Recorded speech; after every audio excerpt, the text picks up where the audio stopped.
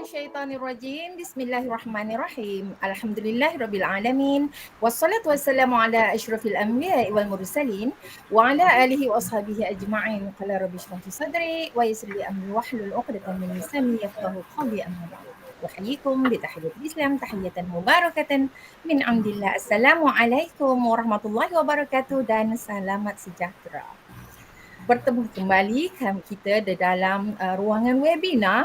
InsyaAllah tajuk kita pada hari ini berkisar tentang pemerkasaan kebat, di manakah kita program kerjasama di antara IPGM dan Majlis MGCM, Majlis Kurikulum Malaysia. InsyaAllah. Bersama kita pada hari ini dua panel yang sangat hebat yang akan membincangkan perbincangan berkaitan dengan pemerkasaan kebat, iaitu saya perkenalkan panel yang pertama, iaitu seorang pensyarah DG54 dari IPG Campus Pulau Pinang, Mr. Bachan Singh, anak lelaki Harban Singh. Apa khabar Mr. Bachan? Sihat, terima kasih. Okey, dan beliau merupakan seorang pensyarah yang sangat aktif di dalam program dan unit co-curriculum, program-program pusat perkembangan Kementerian Kemahiran Berfikir, di mana PKKB Zon Utara dan Timur. Hebat kita punya panel pada hari ini, insyaAllah. Dan panel yang kedua pada hari ini tidak asing lagi, iaitu Cikgu Bahtiar binti Syukur yang di-Pertua Majlis Guru Cemerlang Malaysia, merangkap YDP MGC Negeri Johor. InsyaAllah akan bersama-sama kita juga dalam membincangkan dan mengupas topik menarik pemerkasaan kebat di manakah kita. Di mana tidak asing lagi di kalangan kita berkait dengan Cikgu Bahtiar, iaitu Guru Cemerlang Sejarah, pernah juga menjadi tokoh guru negeri Johor pada tahun 2018 dan ikon guru ke Sains Kemasyarakatan Negeri Johor pada tahun 2020.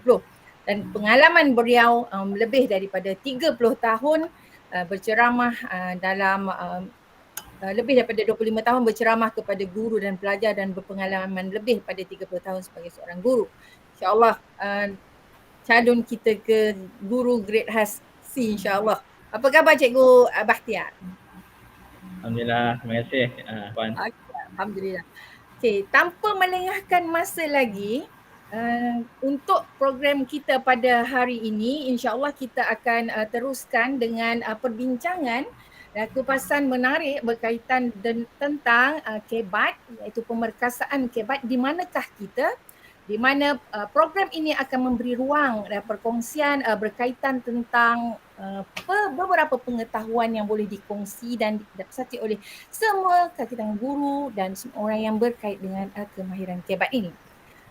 Okey, tanpa kita melengahkan masa, kita pusingan yang pertama, iaitu kita ajukan kepada Mr. Bachan berkaitan tentang kebat, bukanlah satu yang baharu, dan apakah yang dimaksudkan dengan kebat dan sedikit pencerahan berkaitan dengan kebat itu sendiri untuk siri satu ini. Jadi dipersilakan Mr. Bachan Singh, anak lelaki Harbat Singh. Terima kasih. Ya, terima kasih Puan Moderator Norisla Lizan. Ya. Pertama sekali terima kasihlah kerana memberi peluang kepada IPG Kampus Pulau Pinang untuk menjadi rakan kolaborasi dalam perkongsian ini. Ya, jadi ucapan terima kasih daripada pihak kami. Soalan tadi pencerahan dan maksud kebat. Kebat seperti mana yang kita tahu, dia adalah singkatan daripada kemahiran berfikir aras tinggi, ataupun dalam bahasa Inggerisnya HOTS lah. Dan dia sentiasa menjadi satu kemahiran yang mendapat perhatian dan diberi penekanan dalam sistem pendidikan kita, bukan saja masa kini tapi daripada dulu lagi. Dan kebat juga sebenarnya boleh dikatakan sebagai satu pemangkin kualiti hidup, kerana dia melibatkan cara kita berfikir. pada peringkat yang lebih tinggi ya, dan dia memberikan juga kesan kepada diri kita.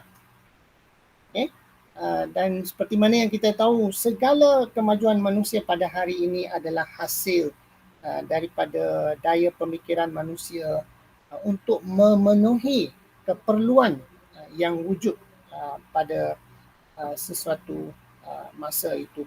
Jadi di sinilah kemahiran berfikir aras tinggi ataupun kibat memainkan peranan yang penting dalam penghasilan model insan yang cerdas, kreatif dan inovatif dalam memenuhi cabaran abad yang ke-21 agar kemampuan kita untuk berdaya saing dapat dipertingkatkan lagi. Jadi itu sepintas lalulah sedikit pencerahan. Bukan sesuatu yang baharu, memang kita sudah tahu yang kebat ni sebenarnya adalah keupayaan kognitif kita yang berkait rapat dengan mental, dan di situ sebenarnya persoalan menentukan di manakah kita, adakah kita di aras kebat ataupun kebar. Kebar itu kemahiran berfikir aras rendah, tapi kita nak lebih daripada itu, kemahiran berfikir aras tinggi. Dan apa yang menentukan kita berada di mana adalah persoalan yang kita akan lihat. Mungkin selepas ini kita akan mendalami sedikit bahagian itu. Jadi itulah sedikit sebanyak Puan Nurisla. Okey, terima kasih Mr. Bashan atas penerangan ringkas berkaitan dengan penerangan tentang kebat. Secara asasnya kita berbalik pula kepada pandangan sebagai seorang guru kepada Cikgu Bakhtiar. Okay, bagaimanakah pula pelaksanaan kebat pada hari ini di sekolah? Adakah ia masih berlaku atau terkubur? Okey, dipersilakan. Okey, terima kasih kepada Puan Moderator. Alhamdulillah. Terima kasih kepada pihak penganjur yang sudi menjemput saya. Okey, berkenaan dengan bagaimana pelaksanaan kebat di peringkat sekolah. Hadirin semua, kita sedia maklum bahawa pelaksanaan kebat di sekolah boleh kita bagikan kepada tiga. Pertamanya, dia memangnya ada dalam DSKP. Dia ada dalam DSKP, ada dalam sukatan dan diterjemahkan, dipaparkan melalui buku teks. Jadi bermaksud kebat bukan lagi sesuatu yang tersirat, tetapi ianya sememangnya sesuatu yang bukan tersirat tetapi yang tersurat. Memang dah didokumentkan, sememangnya dah didokumentkan di dalam DSKP, di dalam buku teks bahawa guru perlu melaksanakan kebat dan pelajar perlu belajar kebat. Dan di dalam proses pengajaran dan pembelajaran di dalam bilik darjah, kebat sememangnya dilaksanakan secara langsung ataupun tidak langsung. Itu yang pertama. Selain daripada itu, kebat juga yang tadi dari segi dokumentasi, dari segi dokumentasi. Yang kedua dari segi pelaksanaan PDPC. PDPC. Guru sememangnya melaksanakan pengajaran dan memasukkan elemen-elemen kebat di dalam pengajarannya. Sama ada berjaya ataupun tidak berjaya itu kita akan bincangkan kemudian, tapi memang menjadi tanggungjawab guru perlu menerapkan elemen kebat ini. Dan perkara yang lebih penting lagi moderator, kebat ni dinilai di dalam sistem penilaian kita, di dalam peperiksaan, di dalam peperiksaan.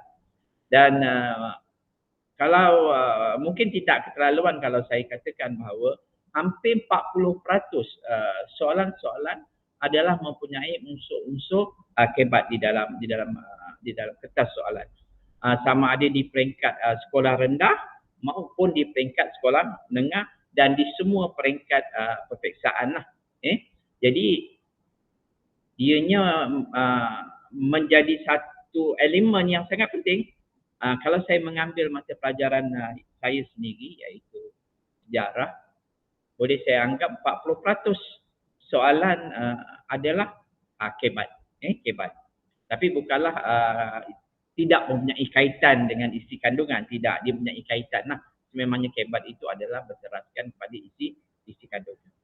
Okey, selain daripada itu, dari segi pelaksanaan kebat di peringkat sekolah, ia dilaksanakan di peringkat sekolah rendah dan juga di peringkat sekolah menengah. Menengah rendah, menengah atas. Jadi sememangnya kebat ni semua sekolah, semua pelajar melalui pendidikan yang berteraskan kebat. Dan apa yang menarik lagi moderator, bahawa kebat ini dilaksanakan di semua mata pelajaran. Di semua mata pelajaran. Mungkin kalau kita membuat tinjauan di luar negara, ada negara yang tidak melaksanakan kebat pada semua mata pelajaran. Mereka memilih mata pelajaran yang tertentu saja.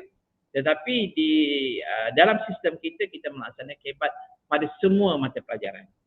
Jadi itu yang saya buat rumusan semula, bahawa kebat ni dari segi dokumentasi ianya sememangnya dimasukkan, dari segi pelaksanaan di bilik darjah sememangnya diterapkan, dan dinilai, dimasukkan dalam sistem penilaian kita. Dilaksanakan di sekolah rendah, juga dilaksanakan di sekolah menengah, dan pada semua mata pelajaran.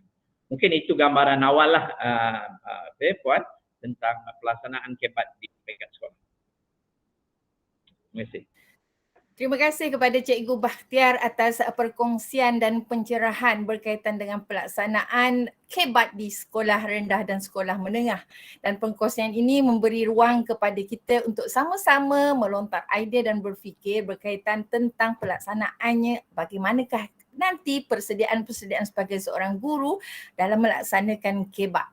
Okay, kita alhamdulillah hari ini bersiaran satu Malaysia ini dengan jarak jauh, semua negeri, di zon utara ada, zon selatan, zon timur dan barat. InsyaAllah kita bersama untuk berkongsi idea berkait dengan pemerkasaan kebat di manakah kita. Jadi ruang lingkup yang kebersamaan di antara panel-panel yang ada pada hari ini mudah-mudahan dapat memberi ruang dan pencerahan yang maksimum kepada pengetahuan dan pemerkasaan kebat nanti, insya-Allah, kan. Okey, kita berbalik kepada Mr. Bashan, ya. Sekiranya bagaimanakah kita untuk mengaplikasikan kebat ni supaya ia boleh direalisasikan pada tahap yang lebih berkesan. Jadi apa pandangan Mr. Bashan berkait dengan perihal ini? Dipersilakan. Ya, terima kasih Puan Moderator. Bila kita bercakap mengenai kebat, kita tak boleh lari daripada taksonomi Bloom lah. Taksonomi Bloom pada dasarnya dia peringkat pengetahuan. Kita kena ada pengetahuan dulu dan kefahaman berkenaan dengan semua yang berkaitan, apa-apa fakta. Okay? Dan dari situlah bila kita dah ada pengetahuan, kita dah tahu, kita dah faham, barulah kita akan pergi pada yang lebih tinggi dalam taksonomi Bloom ialah tahap aplikasi, dan tahap analisis dan penilaian dan sebagainya. So apa-apa yang pada tahap aplikasi itu sudah sebenarnya adalah kebat.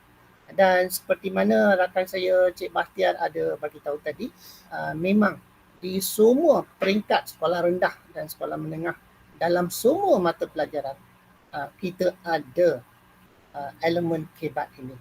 Jadi kalau saya boleh share, saya ni dalam unit co-curriculum, dan saya nak share bagaimana aplikasi kebat ini dalam satu daripada kursus kami, iaitu aktiviti air. Dan di sini sebenarnya dia banyak elemen-elemen yang memerlukan kita berfikir pada aras yang lebih tinggi, ya, aplikasi penilaian, dan banyak soalan-soalan akibat boleh datang dari sini. Okay, jadi kita tengok satu daripada elemen ialah persisting, ya, iaitu kita tekun tidak berputus asa sehingga berjaya. Ya, jadi kita nampak yang itu daripada slide itu. Okay. Yang kedua ialah kita tenang sentiasa, ya, menguruskan gerak hati kita, tenang walaupun apa situasi kita. Okay. Yang ketiganya listening and understanding with empathy. Maknanya kita memahami keadaan dan perasaan orang lain lah. Okay. Seterusnya berfikir secara fleksibel, ya, thinking flexibility. Ini saya lalu sepintas lalu, dan selepas ini saya akan buat sharing satu lagi untuk mendalami semua elemen ini. Okay. Seterusnya thinking about thinking, kita kesedaran kita mengenai tahap pemikiran kita iaitu CTPS lah, critical thinking and problem solving secara individu ataupun secara berkumpulan. Okay. Kemudian sentiasa berusaha untuk membuat penambahbaikan. Okay. Seterusnya questioning and posing problem. Ini sesuatu yang amat penting, di mana apa-apa situasi kita nak mencari masalah. Mencari masalah dalam erti kata kita lihat keadaan itu dan kita menyoal kenapa. Contohnya dalam gambar ni, apa persoalan utama dia ialah bagaimana kita nak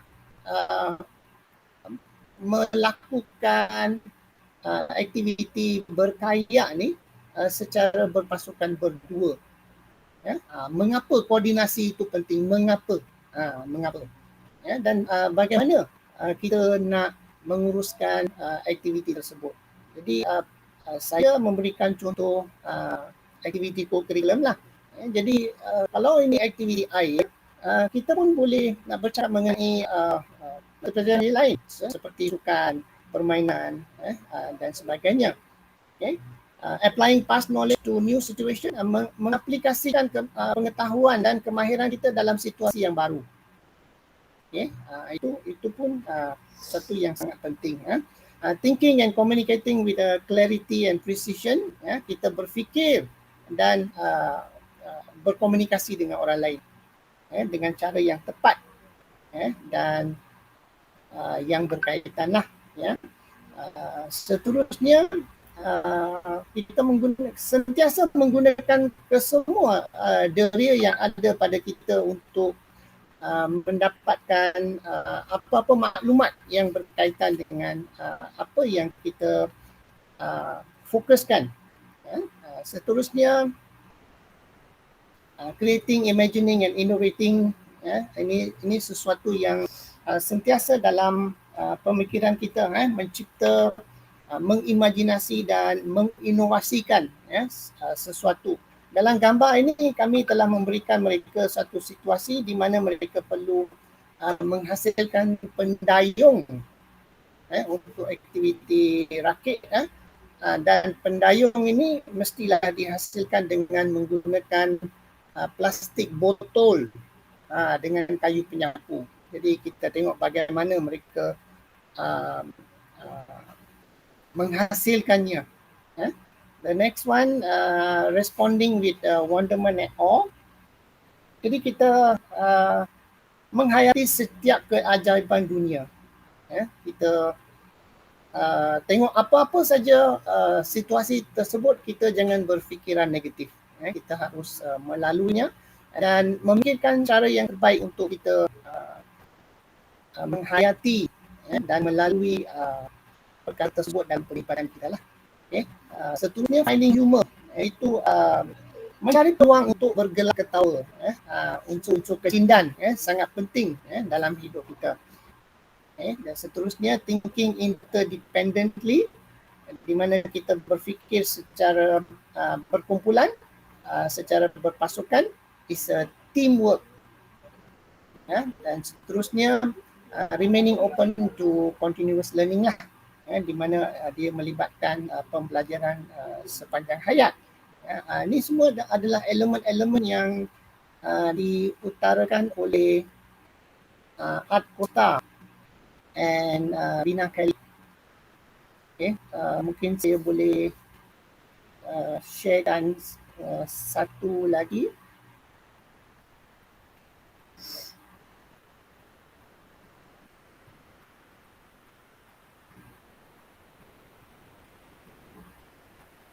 Sekejap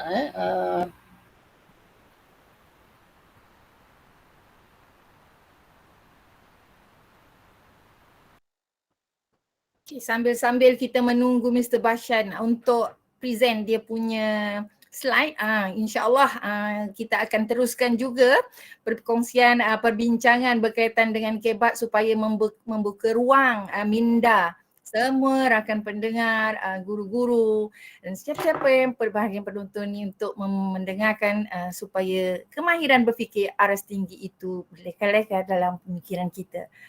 Okey, boleh teruskan juga je Mr. Bashan?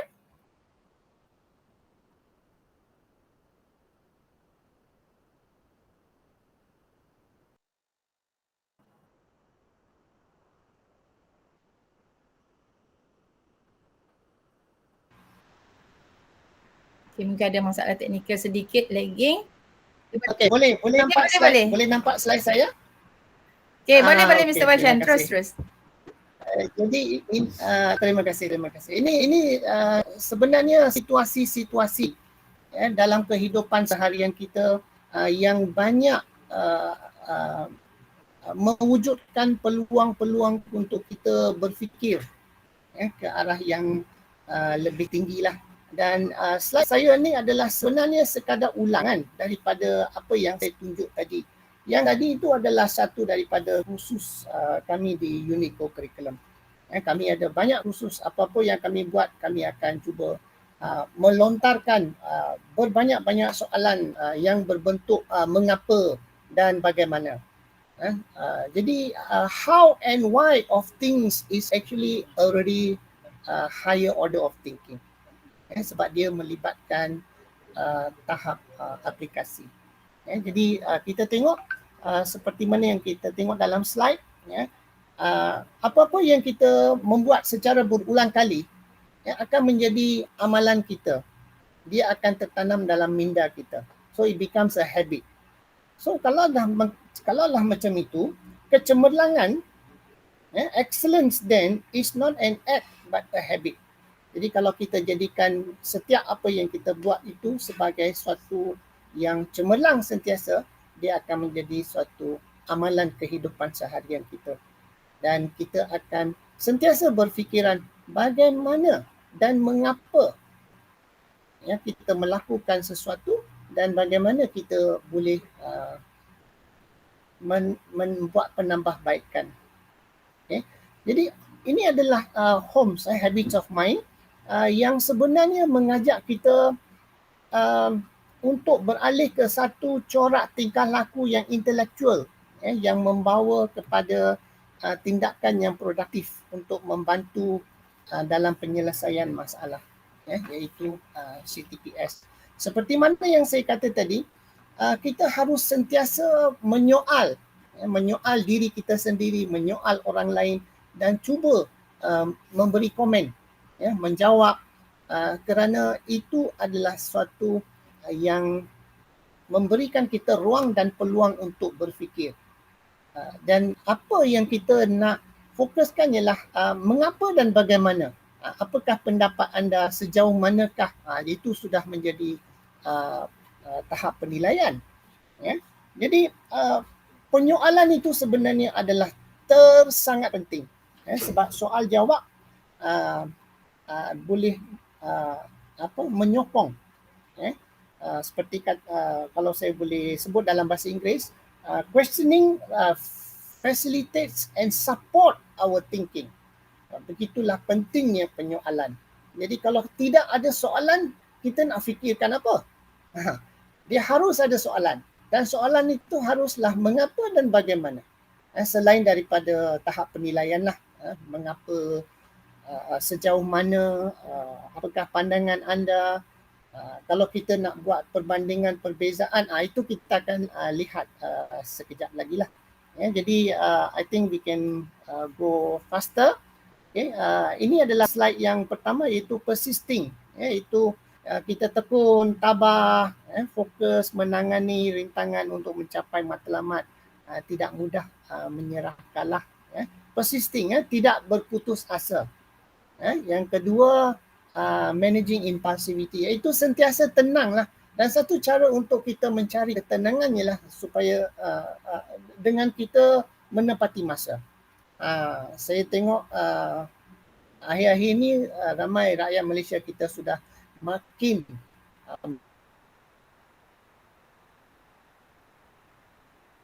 menepati masa berbanding dengan masa kita dululah. So this is something very positive. Setiap orang kalau menepati masa, kita akan dapat mengawal situasi. Kalau kita tengok kemalangan yang berlaku, apa-apa kemalangan lah, dia berlaku kerana kita mengejar masa.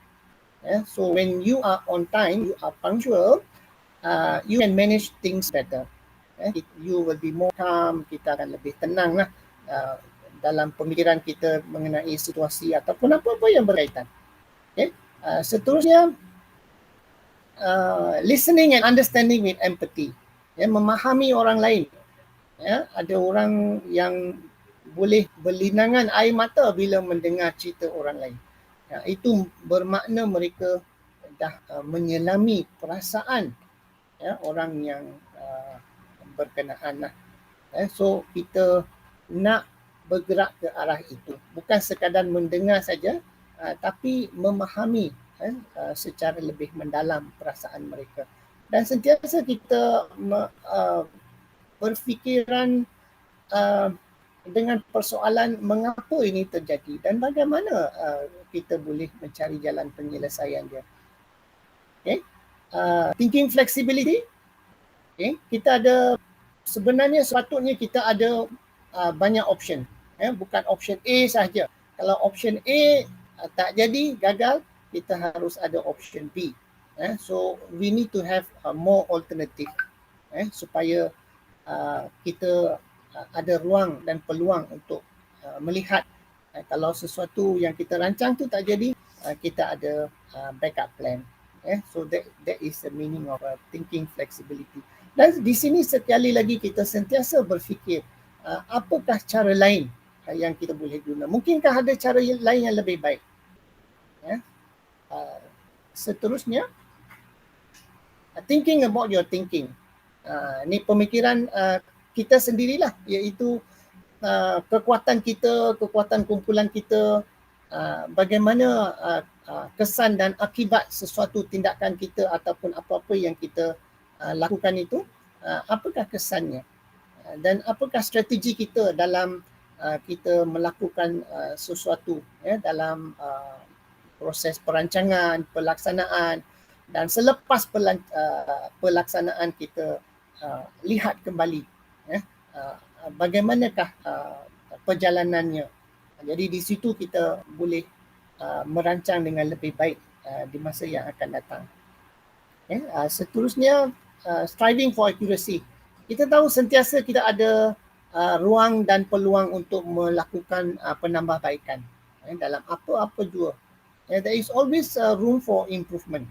Jadi kita sentiasa berfikir bagaimana kita boleh melakukan sesuatu itu dengan lebih baik di masa yang lain lah. So di sini sekali lagi dia ada banyak aplikasi dalam situasi-situasi yang baru. Aplikasi pengetahuan kita, kefahaman kita dalam situasi-situasi yang barulah. Kemudian questioning and posing problem. Ni sekali lagi kita tengok kepentingan dia, kita ada penyoalan dalam diri kita. Kita soal, kita fikirkan apa jawapan dia. Kita soal, kita kongsi dengan orang lain. Dan Kita tengok dalam alam digital sekarang, dalam Facebook dan sebagainya, macam-macam situasi dan macam-macam penyoalan di situ, dan banyak yang memberikan komen. Kadang-kadang saya tengok komen di situ, kita pun belajar sesuatu, bagaimana fikiran orang lain dalam menyelesaikan sesuatu masalah. Kadang-kadang komen tu tak boleh diterima sangat, tapi itulah pandangan mereka, itulah pemikiran mereka. Jadi ini satu lagi alam baru kita, alam digital, di mana kita sudah mengalami satu anjakan, satu perubahan dalam kehidupan kita seharian. Jadi kita tak lari daripada penyoalan. The day you stop questioning, you are not learning. Begitu pentingnya kita mencari masalah. Maknanya kita lihat suatu situasi, suatu keadaan, kita fikirkan bagaimana dia boleh dilakukan dengan lebih baik. Apakah masalah, apakah situasi itu ideal ataupun ada ruang untuk penambahbaikan. So the focus is always on why and how. Dan dari situ kita membuat penilaian. Sejauh manakah dia dapat dilaksanakan dengan tahap yang kita rasa baik, ataupun sebaliknya ada ruang untuk penambahbaikan. Okay. Applying past knowledge in new situations, kita sekadar lihat bagaimana aplikasi pengetahuan kita dalam situasi-situasi yang baharu. Dan kita berfikirkan bagaimana kita boleh berfikir di luar kotak dengan mengubah sedikit aplikasi dalam situasi tersebut, supaya dia kita boleh lihat kesan dia. Adakah dia boleh ditambah baik. Thinking and communicating with clarity, menjelaskan sesuatu, berusaha untuk komunikasi dengan lebih tepat dalam bentuk lisan dan tulisan. Hindari anggapan yang terlalu umum, putar belit, pengurangan dan tokok tambah. Jadi straight to the point lah, dengan clear dan bertepatan. Tak payah pusing sana, pusing sini. Kadang orang pun fed up. Tapi kalau sesuatu yang berkaitan itu, why not, kan? Seterusnya, gathering data through all senses. Ini satu pemberian Tuhan yang begitu ajaib kepada manusia. Kita diberikan 5 deria. We have 5 senses. Dan alangkah kurangnya hidup kita kalau mana-mana satu deria itu tidak berfungsi dengan baik. Jadi pengumpulan data kita, apa-apa pun kita perlukan ke semua 5 deria tersebut. And there is another one, 6 sense, which we call the common sense. That's also very important. So kita sentiasa lihat, does it make sense? It's common sense, then you should not run away from the situation. Right? Seterusnya, creating, imagining and innovating. Mencipta, imajinasi dan inovasi. Kita cuba jana cara baru dalam apa-apa situasi ataupun keadaan. Kita cuba fikirkan bagaimana sesuatu itu dapat diselesaikan dengan mungkin menghasilkan satu ciptaan ke. Dan kita tengok akhir-akhir ini begitu banyak pertandingan-pertandingan inovasi yang dianjurkan oleh berbagai pihak. This is something very, very positive. Dalam itu kita mencari masalah, mencari keadaan di mana kita boleh menghasilkan sesuatu, mencipta sesuatu dengan daya kreativiti dan imajinasi kita. Sekali lagi dia harus berbalik kepada how and why lah. Mengapa, bagaimana. Kita tak boleh lari daripada dua kata tugas itu. Sekali kita sebut je dua kata tugas itu dalam satu soalan, dia sudah menjadi kebat. Sebab dia akan mendorong pemikiran kita ke arah penyelesaian. Seterusnya, responding with wonderment and awe. Kita berseronok sambil memikirkan, melihat keajaiban dunia. ciptaan Tuhan, penuh misteri dan pesona dengan fenomena dan kecantikan. Maknanya kita sentiasa berfikiran positif lah. Sesuatu yang negatif pun kita mencari jalan untuk bersangka baik, untuk memikirkan yang baik. Sebab kalau sesuatu itu negatif, kalau kita negatifkan dia lagi, maknanya dia akan membawa pada kerosakan lah. So itulah pentingnya kita, kalau cuaca hari ini cuaca panas terik, kita menghayati, berterima kasih hari ini, alangkah baiknya hari ini cuaca panas. Fikirkan bagaimana cuaca panas itu boleh memberikan kelebihan kepada kita. Kalau hujan lah, kecuali kalau banjir lah, tak ada kebaikan dalam banjir kan. Tetapi kalau hujan, kita fikirkan bagaimana hujan itu memberikan kita kebaikan. Mungkin hari menjadi sejuk dan dia satu pengalaman kita juga. So itu antaranya lah. Banyak sebenarnya, banyak lagi kita boleh soal diri kita berkenaan dengan elemen-elemen ini. Taking responsible risk, berani menanggung risiko. Risiko ni risiko yang bertanggungjawab lah. Jangan kita lompat daripada Jambatan Pulau Pinang, itu berani menanggung risiko. Itu risiko yang tidak bertanggungjawab. Jadi seharusnya lah kita mengambil langkah-langkah keselamatan. Contohnya aktiviti air tadi. Apakah langkah-langkah keselamatannya? Harus BA satu yang kita panggil life jacket. Pastikan dia diikat dengan kemas dan diberikan taklimat dan sebagainya. Jadi kita berani menjelajah, mengharungi cabaran. Sentiasa mencuba perkara-perkara yang baru. Bila kita mencuba perkara baru, dia menjadi macam satu adventure lah juga, dan memberikan kita ruang, peluang dan situasi yang baru untuk kita fikirkan pengalaman kita dalam melibatkan diri dalam aktiviti tersebut. Kemudian finding humor, ini pun satu perkara yang sangat penting. Kelakar sedikit, mencari yang aneh, janggal, di luar jangkaan, boleh mentertawakan diri sendiri. Jadi kalau kita mentertawakan orang lain, kalau orang lain itu adalah kawan kita dan kita sendiri terlibat, I think this is not something very serious. So kita cari ruang dan peluang yang itu, unsur-unsur kecindan. Kita gelak ketawa, kita sebab dia akan mengurangkan stres dalam diri kita, dan pada masa yang sama kebersamaan kita dalam kumpulan tersebut akan menjadi lebih ceria lah. Jadi kita lihat bagaimana kita nak lahirkan unsur kecindang ni. Bagaimana, how can we create humor? Itu pun satu yang kebat juga. How? Jadi janganlah sesuatu yang menghina orang lain, itu something very negatif lah kan. Jadi kita mencari elemen-elemen untuk kita berkongsi supaya kita boleh ketawa, dan ini adalah satu kemahiran yang bukan semua ada. Jadi kalau kita ada ruang untuk ketawalah, sebab dia akan menambah nilai dalam hidup kita, pada masa yang sama mengurangkan stres dalam diri kita. Kemudian yang terakhirnya, thinking interdependently. Yang kedua, thinking interdependently, bekerjasama boleh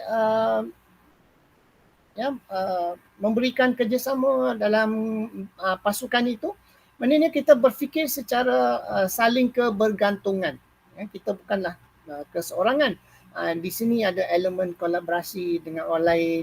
Jadi sesuatu yang dilakukan berseorangan akan menjadi lebih baik bila dilakukan secara berdua, bertiga, and that is the whole concept of the teamwork lah.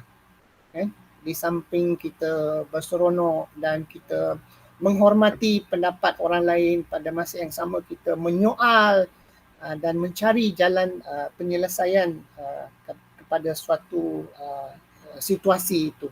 Dan yang terakhirnya, terbuka kepada pembelajaran berterusan. Lifelong learning. If you stop learning, that means you are very, very old. Ini kita tengok yang sudah pencen, mereka pun masih lagi mempelajari sesuatu yang baru. So it's never too late to learn. Belajar daripada pengalaman, merendah diri, tidak malu mengaku bahawa kita tidak tahu, tidak bersikap puas hati. So kita sentiasa ada ruang untuk pembelajaran sepanjang hayat, dan sekarang alangkah lengkapnya hidup kita bila di alam digital ini kita ada berbagai saluran media yang kita boleh mempelajari sesuatu yang baru. Kita lihatlah beratus ribu video dalam YouTube. Anything you want to learn is so easy now, at our fingertips, di hujung jari kita. Dan ini adalah sesuatu yang kita harus hayati, pembelajaran sepanjang hayat. Jadi itu sekadar agak panjang juga. Saya berhenti di sini, Puan Moderator. Terima kasih pada Mr. Bashan atas 16 perkara yang digariskan kepada kita, memberi ruang kepada semua pendengar, penonton untuk mengkebatkan minda. InsyaAllah kan. Okay, jadi untuk bukan mudah ya untuk menjadi orang yang masukkan unsur kecindan dalam kebat tu. Dalam unsur kecindan ada kebat. Wow, nak jadi raja lawak pun tak jadi-jadi kan. Jadi insyaAllah apabila kita menggunakan kemahiran berfikir, menggunakan alat-alat berfikir dan bantuan-bantuan dalam high order of thinking ni, insyaAllah dalam pembukaan kita akan jelaskan pada sesi seterusnya ini, kita beri ruang kepada Cikgu Bahtiar untuk memberi kita satu tips bagaimana persediaan khususnya kepada seorang warga pendidik, guru dan sebagainya, sepersediaan untuk kita melaksanakan, bagaimanakah kita akan melaksanakan kebat ini di ruang kerja kita insya-Allah, dan memberi ruang kepada kecemerlangan warga pendidikan di Malaysia. Okey, dipersilakan Cikgu Bahtiar untuk perkongsian. Okey, terima kasih moderator. Tahniah kepada Mr. Bashan, satu perangan yang sangat jelas, dan mungkin ada poin-poin yang Mr. Bashan terangkan yang mungkin saya akan sentuh juga, pasal saya melihat perkara ini saling berkaitan. Okey, apakah persediaan kita sebagai seorang guru? Sama ada kita guru baru, guru lama, guru lama lagi bimat, ataupun guru yang dah nak pencen macam saya ni. Okey, jadi apakah persediaan kita? Okey, saya tidak menyediakan bahan untuk dalam bentuk PowerPoint, tapi saya akan bincangkan di sini. Perkara pertama sebagai seorang guru dalam kita nak melaksanakan kebat ni, yang pertama kita mesti menguasai konten. Kita mesti menguasai konten subjek kita. Kalau pendidikan jasmani, kalau sains, kalau kimia, matematik, agama, sejarah dan sebagainya. Kita mesti menguasai konten kita. Ini kenapa saya kata begitu? Pasal walaupun kebat dan konten ini tidak terpisah, tetapi ianya sebenarnya adalah dua aspek yang berbeza. Konten adalah ilmu teras subjek kita. Contohnya saya mengajar tentang ancaman komunis. Ancaman komunis. Katakanlah moderator ajar tajuk haji. Contohnya lah haji. Okay. Maksudnya saya di sini saya mengajar ancaman komunis. Kalau saya sendiri sebagai seorang guru tidak menguasai tentang tajuk ancaman komunis, saya sendiri tidak menguasai tentang latar belakang peristiwa-peristiwa yang tak ada dalam buku teks, bermaksud pengetahuan guru juga selapis saja, sama macam belajar, guru juga merujuk buku teks, saya tidak nampak bagaimana guru mampu mengembangkan pembelajarannya sampai kepada dua soalan yang tadi Mr. Bashan sebutkan, iaitu kenapa dan bagaimana. Jadi pertama, cikgu mesti menguasai konten. Pandangan guru adalah istilah pandangan bird view. Dia boleh menguasai semua. Menguasai semua. Jadi guru nampak daripada atas. Dan kalau boleh bukan saja atas, tapi keliling lah, maksudnya itu keliling. Kita mesti menguasai semua. Pasal nanti pelajar kita akan banyak bagi soalan-soalan. Kadang-kadang kita selalu istilahkan soalan-soalan bodoh. Soalan-soalan bodoh kan. Bagaimana kita nak, mungkin pelajar kita nampak daripada sisi A, sisi B, sisi C. Kalau kita tidak menguasai semua, bagaimana kita nak menjelaskan apa tajuk kita kepada pelajar, dan apabila pelajar dah menguasai tajuk, barulah kita boleh kembangkan dia pada tahap hebat. Okey? Pada tahap hebat. Kalau pelajar pun tak kenal apa itu Parti Komunis Melayu, apa yang konsep komunis itu sendiri dia tak faham, apa yang komunis telah buat pun dia tak tahu, macam mana dia nak benci komunis? Pelajar tak tahu apa yang komunis dah buat. Guru gagal menerangkan pada pelajar apakah tindakan-tindakan komunis tersebut. Bagaimana pelajar, kita harap pelajar tak dapat menilai bahawa komunis ni membawa unsur yang tidak baik, membawa pengaruh yang tak baik. Tapi kita sebagai guru gagal menerangkan pada pelajar, gagal menunjukkan pada pelajar bahawa komunis itu tidak baik. Jadi bagaimana benda itu boleh terbit pada pelajar. Jadi bagi saya, pertama, guru mesti menguasai konten. Sebab tu ada bezanya guru option dan bukan guru option. Ini bezanya. Kalau sekadar nak membaca buku teks, contohnya lah, kita ni ustazah subjek kemanusiaan kan, orang kata baca buku boleh serangkan lah, kan? Baca buku boleh serangkan. Tapi kalau kita tidak bukan option, bermaksud ilmunya sangat cetek. Ilmunya sangat cetek. Jadi adalah sangat perlu guru option, itu yang pertama. Namun banyak kekangan. Cikgu, saya tak boleh lah. Cikgu nak terhebat, saya bukan option. Orang bukan bermaksud cikgu terlepas daripada tanggungjawab. Tidak. Jadi bermaksud apabila kita dah diberi tanggungjawab. Sebagai contohnya banyak sekarang yang bukan option sejarah, kena ajar sejarah. Tapi sekali you diberi tanggungjawab sebagai guru sejarah, anda perlu menguasai konten. Bermaksud tingkatkan pembacaan kita.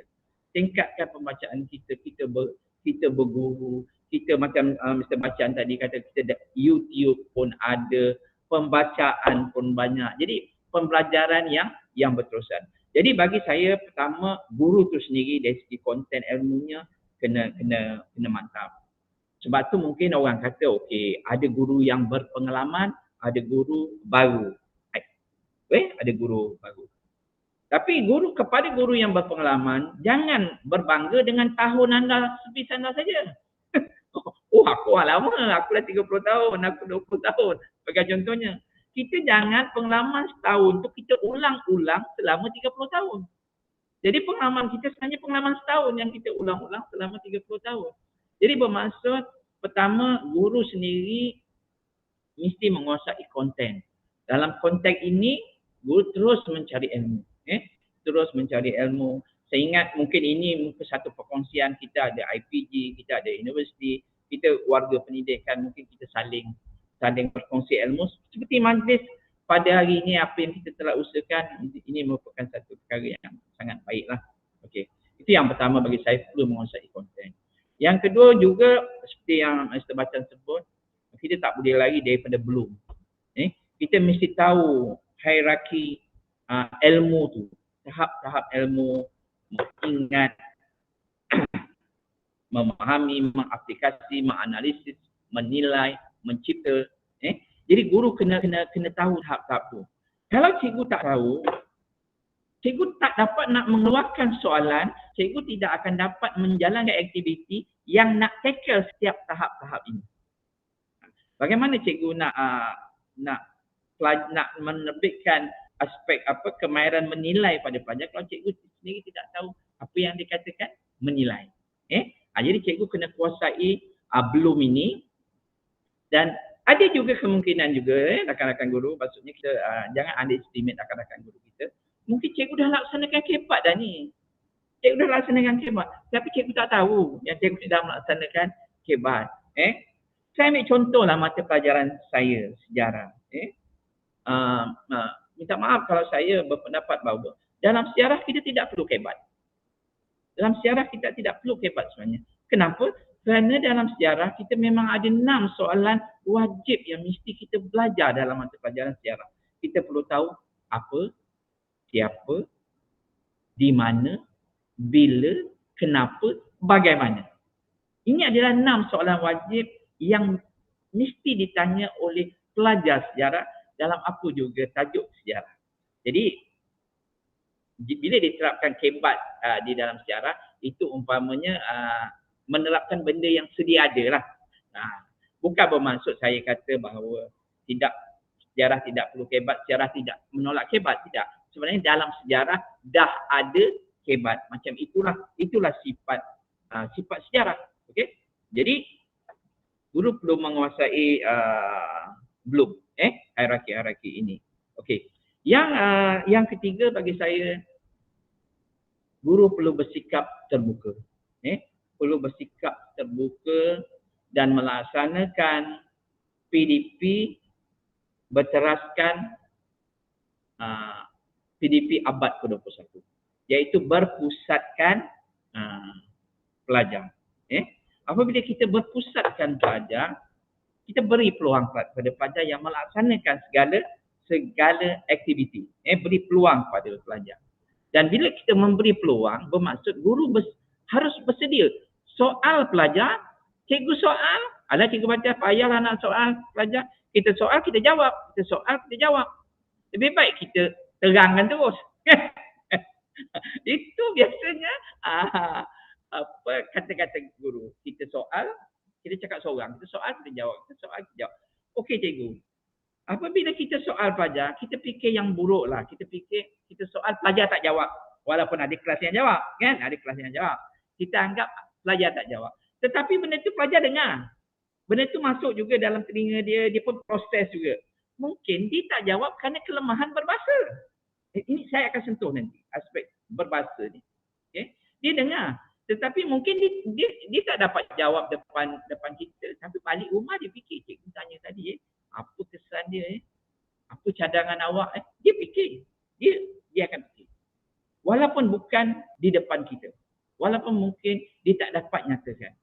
Tetapi kalau kita terus beri pelajar, umpamanya kita suap je lah. Pelajar pun tak tahu. Macam kita ada anak lah, kita suap anak kita. Anak kita pun tak tahu dalam suapan kita ada nasi ke, ada ikan ke, ada sayur. Dia tak tahu. Dia tahu sedap. Dia tahu kenapa tak sedap ni. Kan? Pasal kita suap.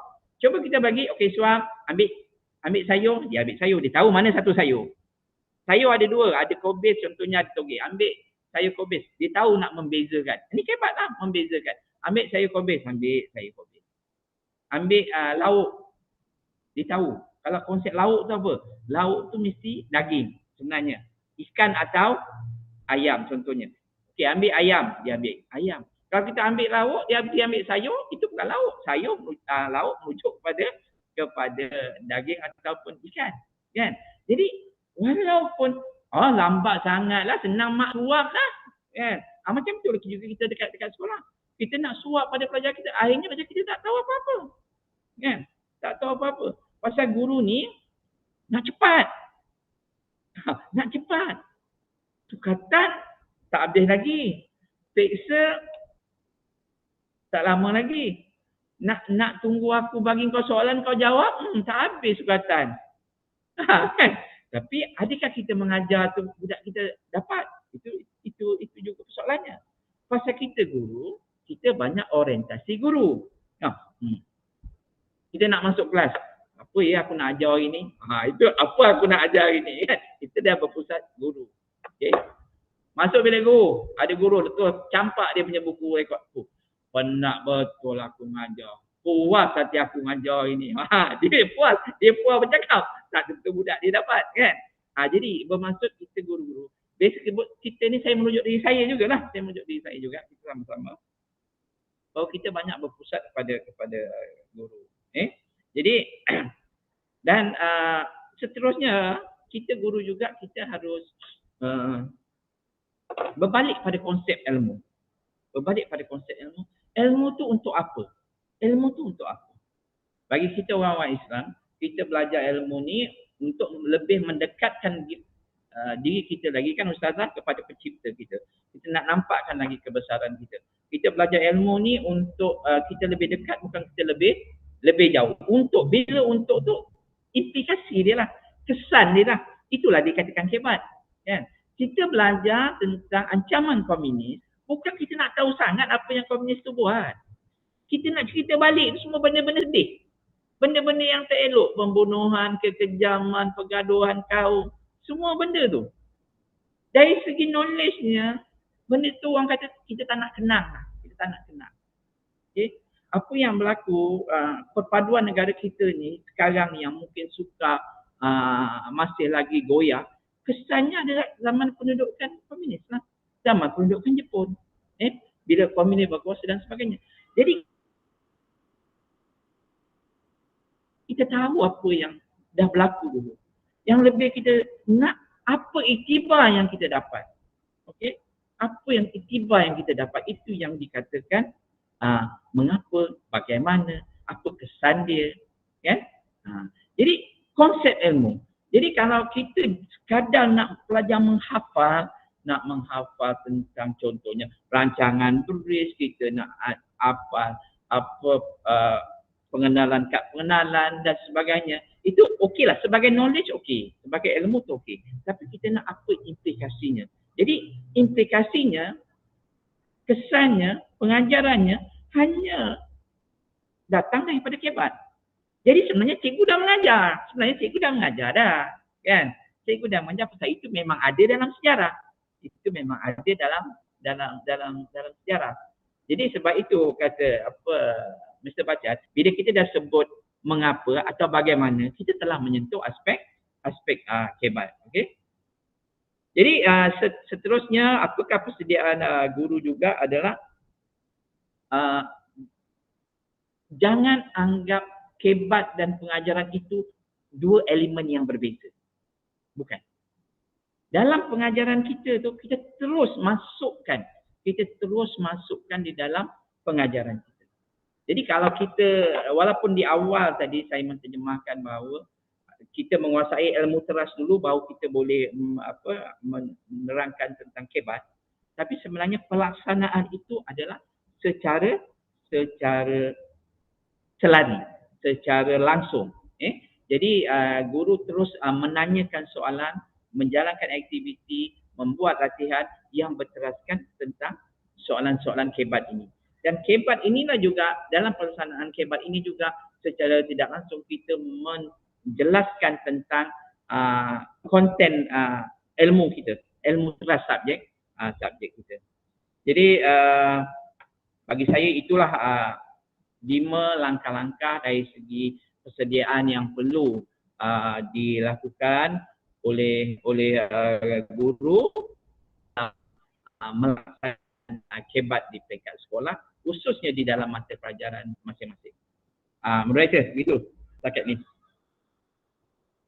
Wow, terima kasih pandangan yang sangat bernas daripada Cikgu Bakhtiar berkaitan tentang 5 persediaan guru dalam menangani pencarian kebat ini. Dan insyaAllah dengan perkongsian tadi memberi ruang juga kepada kita sebagai warga pendidik untuk mengorak langkah ke hadapan, kerana kita baru berada di siri 1 dalam pemerkasaan kebat di manakah kita pada program webinar hari ini. Jadi mungkin kalangan rakan-rakan sahabat di luar yang tidak sabar-sabar lagi untuk mendengar kupasan yang lebih lanjut berkaitan dengan topik hangat ini, dan bagaimana pulakah halangan-halangan yang akan berlaku, yang akan kita hadapi sebagai seorang pendidik dalam melaksanakan kebat di dalam kehidupan kita seharian. Jadi bagaimanakah guru-guru ataupun terutama sama ada warga pensyarah dapat membantu dan mengajak murid-murid kita dalam membudayakan amalan kebat di dalam kehidupan seharian ni. Kita nak minta kupasan hebat daripada Mr. Bashan, pensyarah IPG Pulau Pinang. Okey, dipersilakan.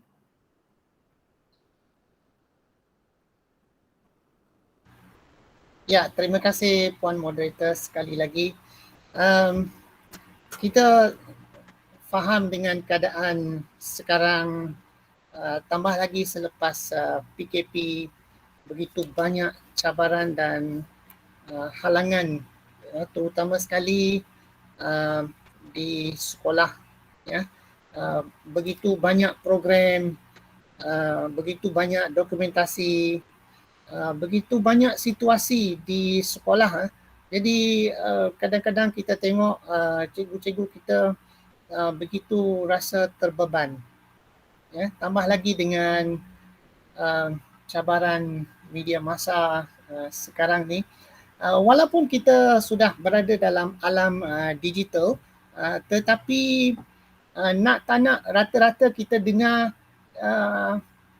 pada mulanya everybody was very excited at the beginning, ya, tetapi sekarang kita lihat macam kita nak bersemuka, ya, sebab walau apapun bersemuka itu lebih berkesan. Lainlah kalau kita mencari pencarian sendiri, ya, pembelajaran kendiri dan sebagainya, itu alam digital banyak membantu. Kalau mesyuarat dan sebagainya itu okey. Tapi kalau secara berkumpulan, PDP dalam kelas dan sebagainya, masih lagi kita tak boleh lawan, ya, komunikasi, interaksi secara bersemuka. Itu PDP dia sangat berkesan lah. Walau apapun semua cabaran dan halangan kita harungi, ya, dan kita melalui perubahan masa kini dengan daya usaha yang kita ambil, dengan bantuan rakan-rakan daripada bantuan organisasi kita dan PPD, JPN, kementerian sendiri sentiasa berusaha untuk melancarkan proses PDP dalam apa juga situasi. Okay, jadi saya nak bawa perhatian semua para pendengar balik kepada satu konsep yang pada mulanya sangat menarik, tapi selepas itu kita rasa macam dia menjadi satu beban, sebab bila diwajibkan, dan 2 hari sebelum ni perbincangan saya dengan Cik Bakhtiar, saya dapat tahu yang ya, saya pun akui peta-peta pemikiran, thinking maps, I think maps, sekarang ni sejuk rasanya di sekolah-sekolah, ya. Saya rasa ni adalah suatu kekurangan kalau kita ketepikan secara total, ya, peta-peta pemikiran. Sebabnya kalau kita lihat berdasarkan kepada kajian lah, kajian kecerdasan, peta pemikiran ini sebenarnya menggabungkan proses kognitif dalam pembelajaran dengan maklumat dalam bentuk visual ataupun grafik.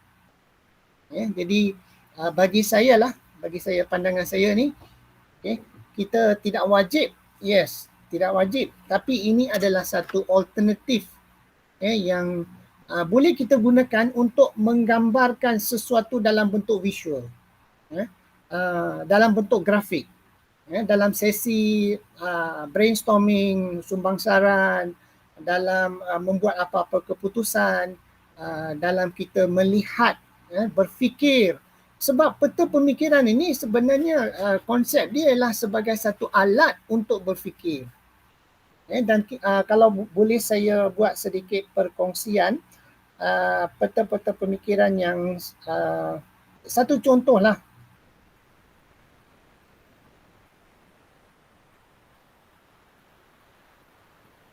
Ya, okey. Ini peta pemikiran yang saya hasilkan, saya share lah. Boleh nampak kan? Ya, boleh. Ya, okey. Kalau kita lihat HOTS, high order thinking. Jadi apa-apa yang berkaitan dengan high order thinking ni, kebat ni, kita boleh letakkan di situ. Kalau kita nak minta pendapat siapa-siapa ataupun kita nak katakan aktiviti air, di mana nak dilakukan dalam satu kumpulan, kita lihat di mana kita boleh lakukan. Apakah kelebihan tempat tersebut? Apakah kekurangan tempat tersebut? Jadi secara kolektif kita boleh gunakan peta pemikiran circle ni sebagai satu alat untuk kita membuat satu keputusan. Dan di tengah tu, bulatan di tengah tu dia menjadi fokus kepada satu kumpulan itu. Yang itu kita tengok dia punya fungsi, ya. Proses pemikiran dalam peta ni dia lebih kepada sumbangsaran, brainstorming, semua yang berkaitan dengan apa yang kita fokuskan dekat tengah tu lah. Dan seterusnya, yang ini adalah peta buih, kan, bubble map, di mana kita memperihalkan sesuatu yang ada di tengah tu lah, okay, menggunakan kata-kata adjektif. Okay. Seterusnya, yang ini kita tengok kalau kita nak lihat apa persamaan dan perbezaan antara dua perkara. Okay. Kalau di sini kita tengok kebar dan kebat, apa persamaan dia, apa perbezaan dia. Kalau saya masukkan, kalau khusus saya aktiviti kayak dan aktiviti rakit, apa persamaan dia, apa perbezaan dia. Kalau apa-apa pun kita nak bandingkan, nak lihat persamaan dan perbezaan itu sebenarnya kita sudah berfikir pada tahap analisis, ya, membuat perbandingan di situ. Okay, dan kita boleh letakkan banyak-banyak perkara di sini untuk kita lihat apakah persamaan, apakah perbezaan dia dan yang manakah lebih baik. Kita boleh buat keputusan di situ. Okay, dan sebenarnya saya banyak terlibat dengan aktiviti hiking, ya, aktif lah, agak aktif, dan saya sebenarnya telah sampai ke Everest Base Camp. Balik-balik tu saya buatlah peta pemikiran. Ini adalah peta dakap, peta dakap. Ini peta alir, flow map. Dan di sini kita boleh gunakan yang ini juga sebagai satu perancangan untuk satu program yang kita nak buat. Kita rancangkan apa yang kita perlu buat ikut urutan dan lepas itu kita laksanakan je. Jadi kita gunakan peta-peta ni sebagai satu alat untuk kita berfikir. Yang ini kalau kita nak cipta sesuatu, sesuatu yang baru dan kita nak lihat bahagian-bahagian dia dengan lebih mendalam, kita boleh gunakan peta dakap ini untuk menggambarkan secara grafik ciptaan kita. Okay. Seterusnya yang ini adalah peta pelbagai alir, di mana kita boleh lihat apakah yang kita fokuskan di tengah tu, suatu kejadian ataupun satu fenomena ataupun sesuatu yang telah berlaku, apa-apa saja. Okay. Dia mesti ada faktor yang menyebabkannya. Mengapa dia terjadi? Mengapa dia terjadi? Kalau saya kata accomplishment in Everest Base Camp Trekking, mengapa dia boleh berjaya? Kerana perancangan, kerana motivasi, kerana desire to strive, keinginan itu untuk mencapai target tersebut. Jadi mengapa dia boleh berlaku ni adalah disebabkan oleh faktor-faktor yang berada di sebelah kiri. Dan bagaimana dia memberikan kesan di sebelah kanan.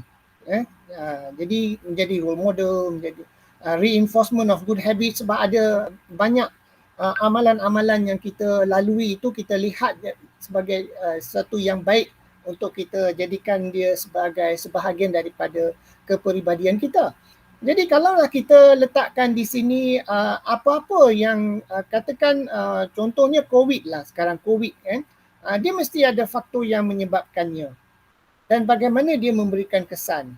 Jadi peta pelbagai alir ni dia menganalisakan apa yang mengapa sesuatu itu terjadi dan bagaimana dia memberikan kesan kepada yang terlibat dengan fenomena itulah.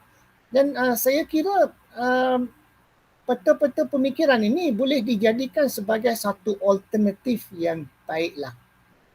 it can be a good alternative for discussion. Kalau kita nak gambarkan sesuatu dalam kepala kita, kita fikirkan secara grafik. So we can visualize it better. Walaupun dia bukan wajib, tetapi dia adalah satu option, satu alternatif, satu alat untuk kita berfikir yang saya kira sangat mujarab sebenarnya. Sebab setiap yang berlaku itu mesti ada faktor yang menyebabkannya dan ada kesan dia. Bagaimana dia memberikan kesan. Jadi kalau ada yang kata ni tak guna, ni samalah macam peta-peta minda yang lain, itu pada pandangan saya kurang tepat. Sebab peta pemikiran ini dia ada proses pemikiran yang tertentu yang terlibat semasa kita menggunakan peta pemikiran yang itu. Dan peta minda yang kita tengok tulang ikan lah, awan lah, itu peta-peta minda yang lain itu, dia lebih, pada pandangan saya lah, dia lebih kepada penghafalan. Di situ dia tidak ada proses pemikiran yang boleh kita katakan dia merangsang pemikiran kita berbanding dengan peta pemikiran ini. So saya menyeru kepada semua supaya jadikan peta pemikiran ini sebagai satu alternatif, satu option dalam PDP kita. Mungkin dalam perbincangan dalam kelas kita boleh lukiskan di atas papan putih dan mengajak murid-murid kita untuk memberikan pendapat, fikirkan mengenai situasi yang berkaitan dengan mata pelajaran kita, subjek-subjek kita. It's a very interesting, interesting way to, very interesting alternative lah. Kalau tidak, apa bentuk peta yang lain yang kita boleh gunakan untuk kita berfikir? Itu kalau kita fikirkan, kalau peta pemikiran ini kita rasa tak berguna, saya rasa tak ada peta minda yang lain yang akan lebih berguna daripada peta pemikiran. Walaupun dia adalah satu alternatif, bukanlah sesuatu yang wajib. Dan kita tengok banyak soalan mengapa dan bagaimana kita boleh masukkan dalam peta pemikiran itu yang berkaitan dengan subjek ataupun apa-apa kursus, dan itu satu cabaran. Dan kita tengok dunia sekarang ni, di sekolah, di IPG, di universiti, pelajar-pelajar kita begitu advance, they are very advanced. Dan seperti mana yang kata Cik Bahtiar tadi, kita sebagai guru, we have to keep up ourselves untuk menguasai fakta, konten, memahami apa dalam bidang tugas kita supaya kita boleh menangani soalan dan komen kepada pelajar-pelajar kita. Dan sekarang fokus sudah berubah. Sekarang pelajar kita dengan alam digital, mereka begitu advance, jauh ke hadapan, dan ini menyebabkan PDP kita makin lama makin berubah wajah, di mana di abad ini pelajar-pelajar kita guru pun lebih fokuskan kepada pelajar berkongsi dengan pelajar, dengan soalan, jawapan dan semua project based learning, di mana cikgu menjadi lebih kepada facilitator dan a point of reference untuk membuat keputusan, memberikan kata putus, membuat penilaian. So kita sebagai guru, ini satu cabaran yang sangat mencabar lah, sebab pelajar kita jauh ke hadapan. So kita pun we have to keep up with that. Dan dengan itu kita pun kena, nak tak nak kita kena tengok juga apa yang berlaku dalam Facebook. what is current, supaya kita tidak ketinggalan. Kita tengok apa komen-komen yang berkaitan dalam YouTube. Sebenarnya saya pun ada YouTube channel saya sendiri dan saya ada lebih daripada 36 video sebenarnya. Saya nak kongsikan satu video yang berkaitan dengan satu daripada peta pemikiran ni. Kawan-kawan nak tengok studio.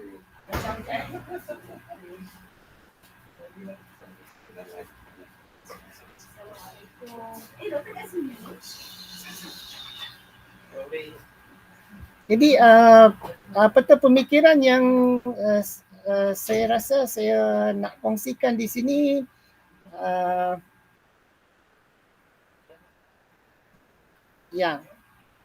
ini peta-peta pemikiran yang saya muatkan dalam YouTube channel saya semua berkaitan dengan COVID lah. Mungkin dia mengambil masa sikit. Ya, almost there.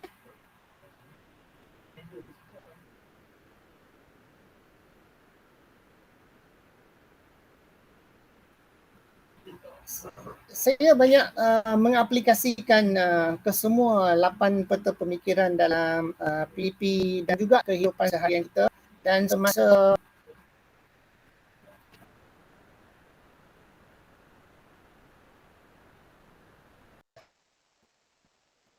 Mungkin ada masalah talian ya. Okay. Semasa COVID-19 saya pun menghasilkan 8 peta pemikiran yang kandungan dia ialah, kalau sempat kita tengok sebab lain di sini agak tidak clear. Walau ya.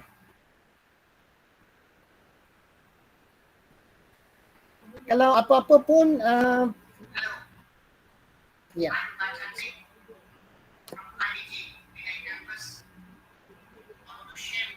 Mungkin Mr. Bashar nanti boleh share link untuk channel YouTube yang boleh kami semua boleh explore bila-bila masa. Boleh. Nama saya BARCHAN. Jadi boleh key in dan subscribe saja. Kita boleh akan tengok semua video-video yang berkaitan lah dengan semua kursus-kursus yang ada di IPG dan 8 peta pemikiran ini. Ya. Renang, golf, aktiviti air, aktiviti tali tinggi, itu antaranya lah. Permainan, sukan olahraga. Yang penting ialah nak buat share link ni mungkin tak kesampaian, tapi key in saja nama saya di YouTube BARCHAN. BAR, R tu jangan lupa. BARCHAN. Jadi akan timbullah video saya. Kalau boleh subscribe satu video, dia akan tersenarai semua video saya yang lain. Okay, cantik kita tengok di sini COVID-19 ni mengapa dia boleh menjangkiti seseorang itu. Mengapa? Yang di sebelah kiri itulah mengapa. Dan di sebelah kanan tu bagaimana dia memberi kesan kepada kehidupan kita seharian. Jadi kita tengok mengapa dan bagaimana. Kalau kita letakkan apa-apalah dekat tengah tu, katakan kita letak diabetes lah kan. Diabetes. Mengapa diabetes boleh terjadi? Dan bagaimana diabetes ni memberikan kesan dalam kehidupan seharian kita. Jadi apa-apa yang kita letak dekat tengah tu, dia sudah memberikan kita ruang untuk berfikir mengapa dia berlaku dan bagaimana dia memberikan kesan. Yang penting yang dekat tengah tu mestilah sesuatu kejadian lah, suatu fenomena, sesuatu yang berlaku, yang ada faktor yang menyebabkannya dan ada kesan dia. Jadi peta multiflow ni, proses pemikiran yang terlibat dalam penggunaan peta ni ialah mengapa dan bagaimana. So itu dengan sendirinya sudah membawa kita ke tahap pemikiran kebat yang lebih tinggi. Kita menganalisa mengapa dia terjadi dan bagaimana. Okay, jadi setakat itu saja saya rasa dah cukup di situ. Okey, terima kasih Mr. Bashan atas komitmen dan pencerahan berkaitan tentang pilihan option kepada semua sebagai satu alat berfikir, penggunaan peta 8 peta pemikiran. Kalau digabung jalinkan ataupun digarap bersama dengan peta minda ataupun pelbagai jenis bentuk peta yang boleh menguatkan lagi konten kandungan teknik mengingat adalah lebih baik untuk proses alat berfikir ni, insya-Allah. Jadi untuk pusingan akhir seterusnya kita nak dengar pula pandangan dan apakah halangan-halangan yang berlaku di kalangan kita sebagai pendidik dalam melaksanakan kebat ini. Jadi untuk pencerahan itu kita persilakan yang berbahagia YDP Majlis Guru Cemerlang Malaysia kita, Cikgu Bakhtiar untuk mengupas topik ini. Dipersilakan. Okey, terima kasih moderator. Okey, apakah halangan di peringkat sekolah? Halangan di peringkat sekolah kita tak boleh lagi lah. Pertamanya, apabila kita menyentuh tentang kebat. Kebat ni adalah pelaksanaan PDP di dalam kelas. Siapa raja dan permaisuri di dalam kelas? Raja dan permaisuri dalam kelas adalah guru. Guru adalah pelaksananya. Pelaksananya. Jadi, faktor terbesar adalah guru. Bagaimana penerimaan ataupun penolakan guru. Itu akan menjadi penerimaan, alhamdulillah, dia akan menjadi satu rangsangan. Tapi kalau penolakan, dia akan mengakibatkan kepada kegagalan. Okey, penerimaan dan penolakan ini juga banyak dipengaruhi oleh kefahaman guru itu sendiri. Saya penuh yakin kita sebagai guru-guru, kita sebagai penjawat awam adalah kaki tangan kerajaan yang bertanggungjawab yang melaksanakan dasar-dasar kerajaan. Jadi dari segi pelaksanaan, penerimaan, saya tanpa ragu-ragu kami guru-guru sememangnya kita melaksanakannya. Namun yang akan membezakan adalah tentang kebolehan guru tersebut. Kebolehan guru tersebut. Dan kita juga sedia maklum bahawa kemahiran kebat ini adalah ilmunya berpusat pada guru.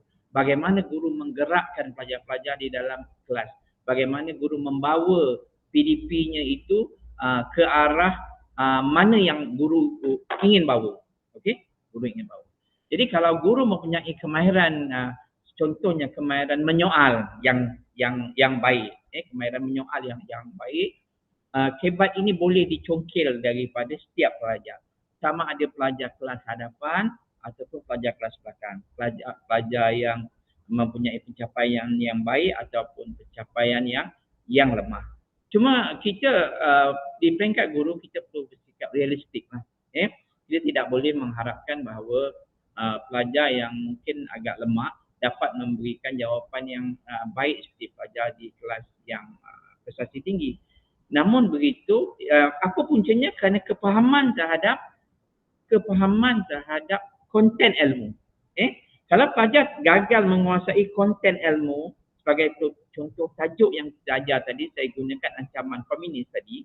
Kalau pelajar sendiri tidak faham apakah yang dilakukan oleh ancaman komunis, tidak mungkin pelajar dapat menyatakan kesan. Tidak dapat menyatakan kesan. Jadi sekiranya pelajar memahami apa yang dilakukan oleh pihak komunis, secara logiknya, kita gunakan petaan logik. Biasanya kita di sekolah kita guru tidak guna cuba awak fikir menggunakan aras tinggi, tidak. Cuba kita akan kata, okey, logiknya apa yang berlaku? Apa yang awak rasa? Pendapat awak bagaimana yang awak rasa? Suka ke, tak suka ke, marah ke, apa yang awak rasa? Logiknya. Jadi sebenarnya bila kita kata logik, kita minta pelajar berfikir. Kita minta pelajar berfikir. Jadi pertama saya melihat tentang kemampuan guru. Dan perlu juga saya ingat di peringkat kementerian, sama ada di kementerian ataupun di JPN ataupun di PPD, kebat ni terus dibugakan. Kebat ni terus dibugakan seperti mana tadi peta pemikiran Mr. Bacan, kenapa benda itu sekarang sejuk? Bukan kerana peta pemikiran itu tidak sesuai. Kerana kita ni begitulah realitinya dalam sistem kita ni, apabila benda tu ditanya-tanya, dipantau-pantau, ia akan jadi panas. Apabila benda tu disenyap-senyapkan, dia akan terus sejuk. Dia terus sejuk, kan? Jadi itulah kata orang pro and con-nya apabila kita ni sistem berpusat. Kita sistem berpusat. Jadi bila kita sampai ke bawah ni, kecairannya banyak berlaku. Jadi saya penuh yakin bahawa mungkin di bawah IPG boleh nanti mengadakan banyak lagi LDP kepada semua guru-guru yang dalam perkhidmatan ini. Itu yang pertama lah. Jadi guru terus boleh menjadi penggerak dan boleh jadi penghalang. Yang keduanya, saya melihat apakah halangan yang boleh menggagalkan KEBAT ni. Saya melihat bahawa satu isu besar dalam KEBAT ni adalah apabila KEBAT ni dinilai di dalam perpesaan. Saya tak nak menyentuhlah wajar atau tidak wajar, pasal saya rasa saya bukanlah orang yang layak untuk membicarakannya. Biarlah mereka yang di peringkat tinggi-tinggi untuk memikirkan perkara tersebut.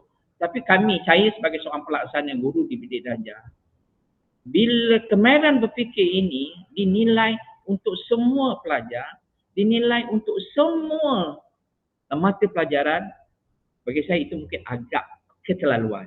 Maaf saya katakan, dia agak keterlaluan dan dia sangat memberi bebanan kepada guru dan juga pelajar. Dan pelatusannya semakin meningkat, di dalam perpesaan. Dan apabila kita nyentuh pasal perpesaan, pasal kita adalah perpesaan bertulis. Perpesaan SPM ke STP ke di universiti dan sebagainya, kita ada sistem bertulis. Kita ada 3 sistem. Satu, kita perpesaan lisan, bercakap. Tanya cakap, tak tahu tulis, boleh bercakap. Kan? Yang kedua, kita ada amali, ujian secara amali. Tak payah cakap, tak payah tulis, kita buat. Okey. Tapi KEBAT ni banyak dinilai di dalam perpesaan bertulis. Perpesaan bertulis ni bermaksud pelajar yang tak boleh tulis, dia tak boleh jawab. Walaupun mungkin kalau kita tanya dia secara bercakap, mungkin dia boleh bercakap. Kan? Jadi, itu mungkin saya hanya pecahkan minda. Saya buka bahawa pelajar dinilai secara bertulis. Kan? Dia tak boleh nak tulis, dia tulis lambat, kemahiran dia rendah, menulis dia rendah. Dia tak dapat nak menyampaikan idea dia. Okey? Kita tidak semestinya pelajar yang itu yang pertama. Kemudian menulis itu dalam bentuk berbahasa. Dalam sistem kita, dalam bahasa Melayu. Pelajar yang tidak boleh menulis dalam bahasa Melayu, dia tidak boleh menterjemahkan apa yang ada dalam minda dia dalam bentuk tulisan. Itu kekangan. Kan? Kemudian juga kekangan daripada kemahiran berbahasa tersebut. Term-termnya tu. Dari segi kosakata dia, dari segi pembedaraan kata. Kelemahan dalam pembedaraan kata, dia tidak dapat nak meluahkan idea-idea dia. Dan kalau kita lihat dalam dunia luar, orang yang kreatif ni kan biasanya orang yang pendiam je kan. Dia tak bercakap, dia tidak menulis. Kita tengoklah macam contohnya M. Nasir ke kan, dia kreatif mencipta lagu kan. Dia orang yang pendiam. Walaupun dengan kawan-kawan dia mungkin dia bercakap lah, tapi personality dia seorang yang pendiam. Jadi dia tak dapat nak meluahkan jawapan dia dalam bentuk tulisan. Jadi inilah sebenarnya kekangan yang paling besar sebenarnya. Mungkin orang tak pernah fikirkan benda ni. Tapi kalau kemahiran mencipta, adakah kemahiran mencipta itu mesti pandai berbahasa? Tidak. Walaupun kita dalam mata pelajaran kita ada memori tercipta, ada lukisan kejuruteraan, mungkin di situ ada ruang-ruang lah. Tapi penyediaan folio pun persennya sangat besar. Pelajar tak siap folio, menulis, dia akan dianggap gagal dalam perpesaan. Jadi mungkin kali ini kita perlu nilai balik. Kita perlu nilai balik tentang kewajaran semua KEBAT ni pada semua mata pelajaran. Kewajaran juga mungkin kita ada ambil sistem perpesaan yang lain.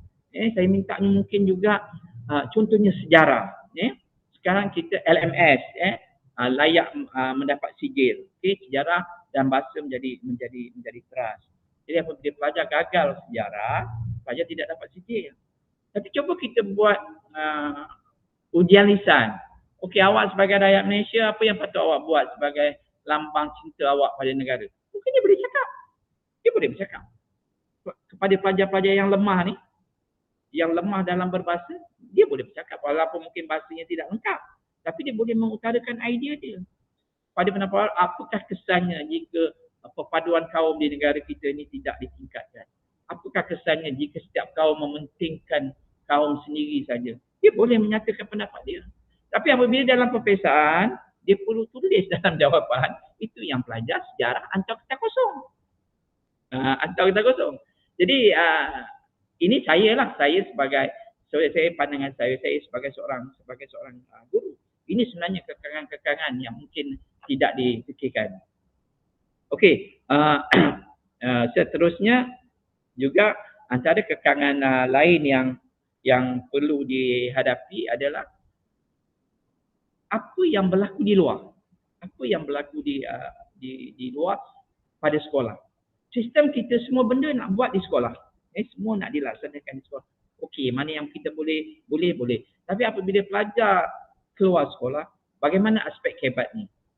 Dari segi pemerintah kita, dari segi masyarakat, dari segi pihak swasta, dari segi individu-individu kehidupan di luar. Bagaimana hebat ini ditekankan, dilaksanakan, dibudayakan.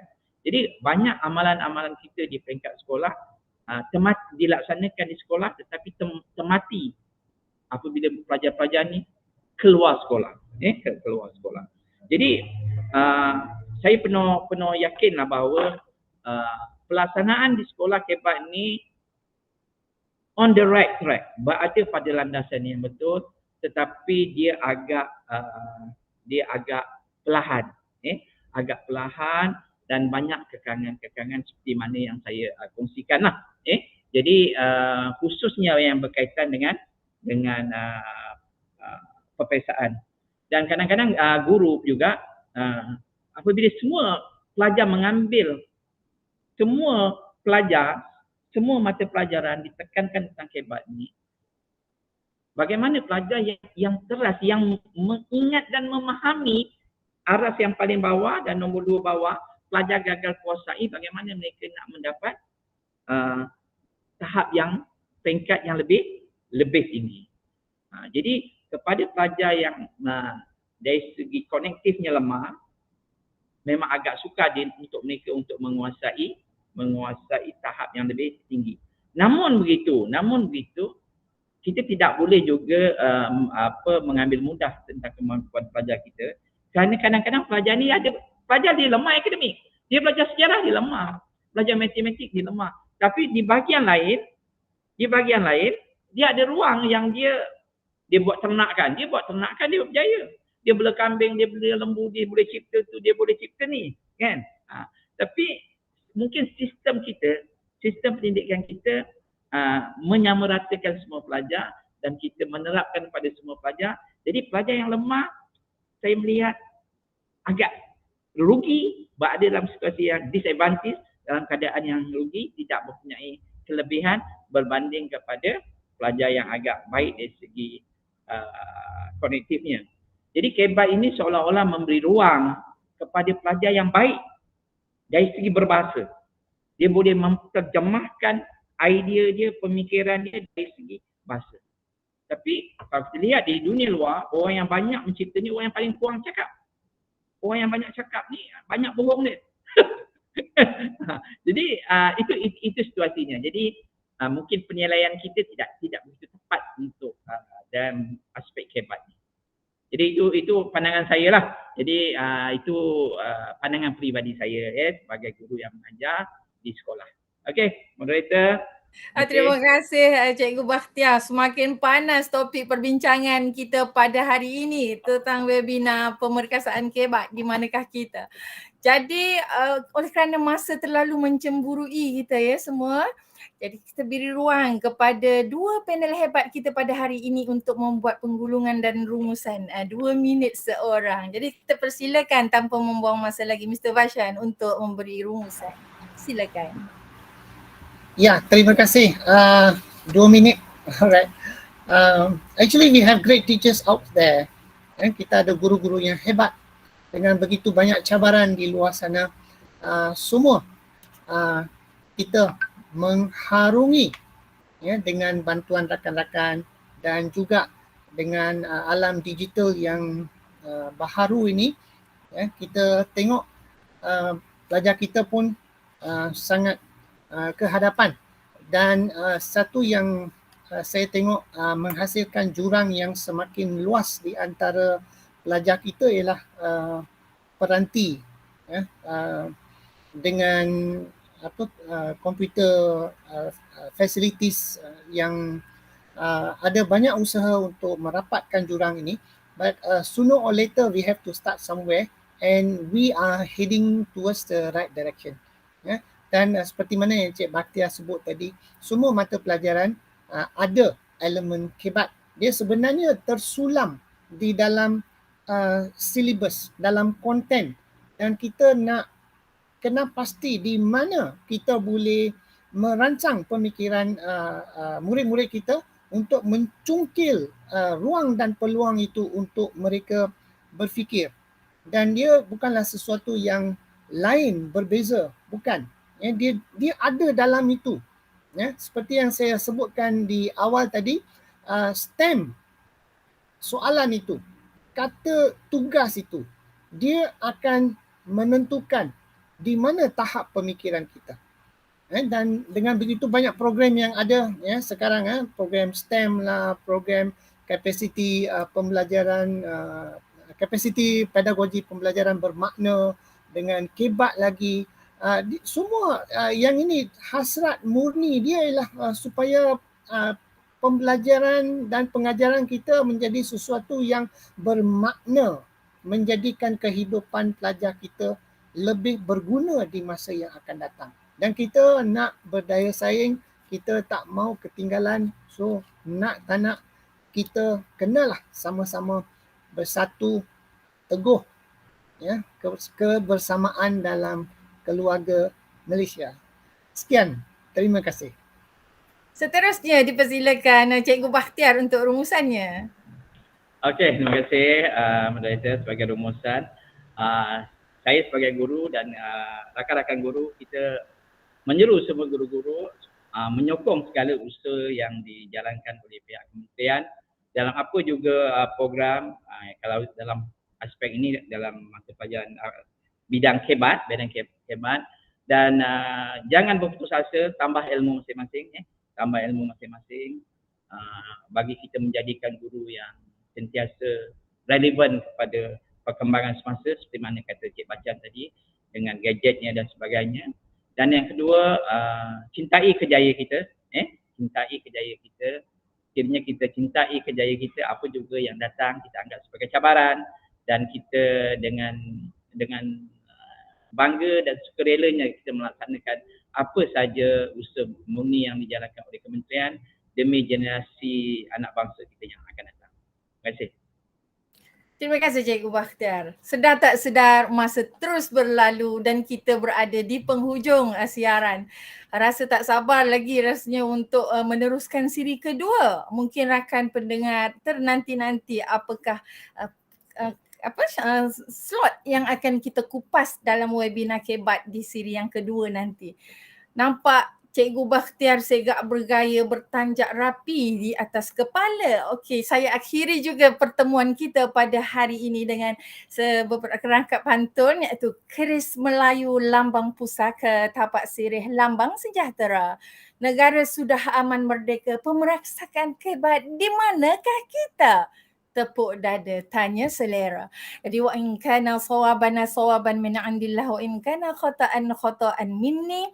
Kami barisan daripada Mr. Barshan panel, Mr. Barshan dari IPG kampus Pulau Pinang, Cikgu Bakhtiar Sukur dari MGCM Malaysia, dari MGC Negeri Johor, dan saya moderator anda pada hari ini, Noris Lalizan binti Haji Harun yang di-Pertua Majlis Guru Cemerlang Negeri Terengganu, SMK Tengku Mizan Zainal Abidin, Terengganu.